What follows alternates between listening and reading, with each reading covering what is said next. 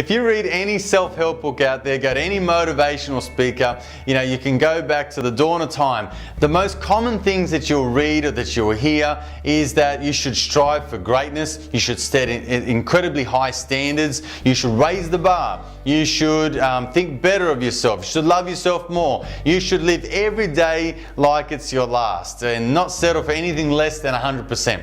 Now, whilst I think that is amazing, I think it's fantastic, and I think everyone should strive for greatness and achieve great goals in their life, I think for the most of us, we actually start to, disempower. We start to set ourselves up for failure by setting such incredible standards, particularly when we're modeling people that we want to be like. If you're anything like me, I've really modeled many people over the years, from Tony Robbins to Brendan Burchard to Stephen Covey to Wayne Dyer. All these guys are my idols. They have what in their lives what I want in mine. They have success in their life, whether it be in business, whether it be monetary, all the things that they have, I desired internally, and I'm sure you'd be the same. You might have people that you've aspired to be like, whether it's in business like me, whether it's in self-help, whether it's someone that's doing a particular sport or a career or something like that, whatever it might be. Those people are at a level that you aspire to be like, which is fantastic. But did they start out that way? No, they started at the beginning, right? They're human like you and I, so they had to start somewhere. And the problem that we face is that we're looking at them at a level that they are now, but we don't think about all the things that they've gone through to get to that point. We start to think things like, look, they're more confident than me, and that's why they're successful and I'm not. They're smarter, and that's why they're successful and I'm not. They're great in camera. They're great in sales. These people have just got something. They're more motivated. I don't know what it is that they've got, but I don't have it. And I think that that's the wrong question. That's the wrong level of thinking to really start with. The right level of thinking, the right question to ask is, what do they do that I don't? So here's a couple of things I'd like you to think about, and it's really what I've started to pinpoint as the most successful attributes that these people that we admire, these people that we want to be like, what the most successful people have or do that we don't. The first thing that they do is they make a start.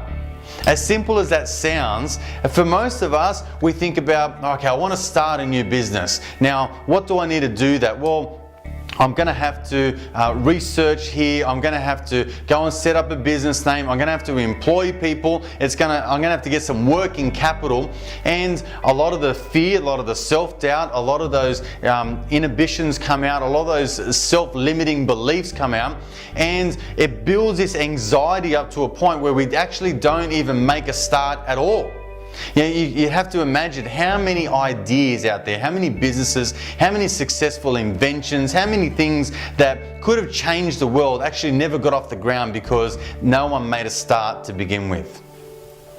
The next thing that most successful people do, and that the 98% of the population don't, is that they don't let perfect get in the way of good.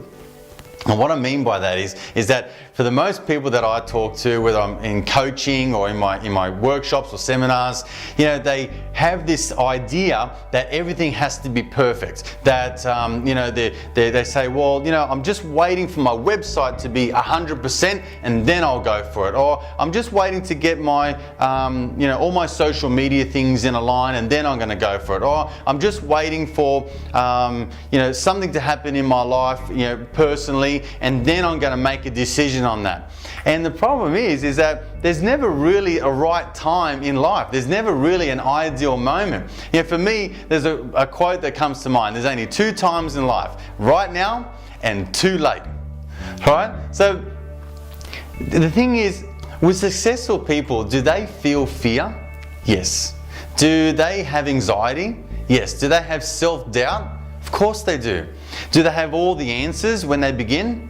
No. The thing is that they don't let that become an excuse. They don't let that be the reason why they don't start at all. They research, they model, they find a coach, they find a book, they read some sort of a blog or something about what they want to do. They find a mentor that has achieved the things in their life and they seek them out and learn from them. But they make a start and they don't let perfect get in the way of good. I know that you must have a goal. You must have some sort of dream, some sort of a career that you wanted to start, a business that you wanted to build. Maybe you've got a hobby of yours that you really love to do and you want to find a way that you can make an income out of that. You can monetize it and make a living. Whatever it may be, whether it's for yourself, in business, in career, for your family, for your health, no matter what it might be, I encourage you today to make a start. I encourage you to not let perfect get in the way of good. I'm Adrian D'Amico, and this is Life Lessons.